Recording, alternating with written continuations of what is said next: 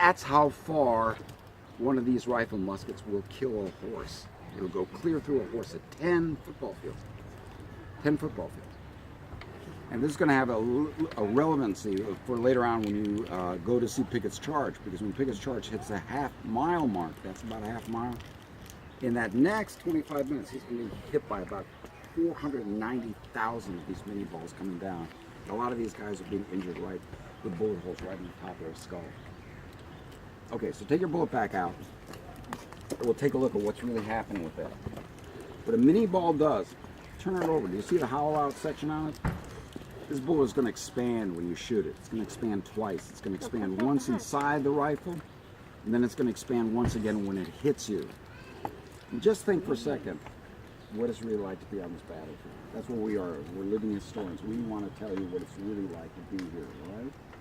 And just imagine you're facing this. This is what one of these mini balls looks like going into you, okay? That's what a mini ball looks like going into you, right? This is what a mini ball looks like when it goes in. What do you think? Not heavy. You want to be able to sit over that heavy? Imagine that. And this would go clear through your whole family before it even slows down. And that's what's amazing to me, is that these guys are doing this for the 10th and 12th time. It's not like they're in a horrendous shooting like we hear about every week, but they're going through one of those things almost every day, and they're still walking through that. If it hits something like a bone,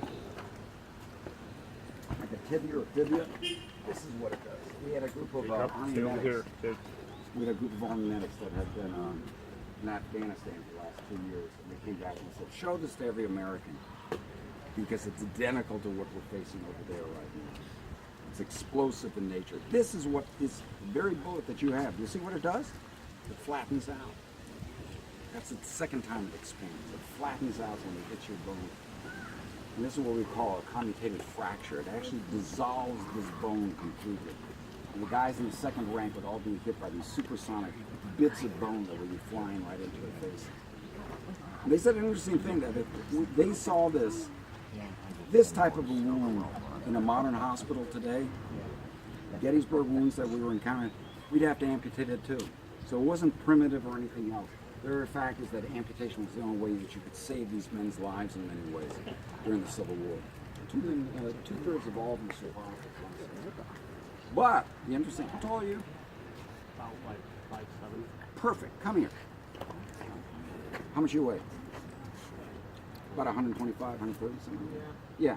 The interesting thing, take a look at this gentleman right here. By the way, you're hired. You're perfect for the movie. This is what the Civil War soldier looked like. He wasn't a big guy. He wasn't a big modern 21st century guy like this. This is the average size of the Civil War soldier.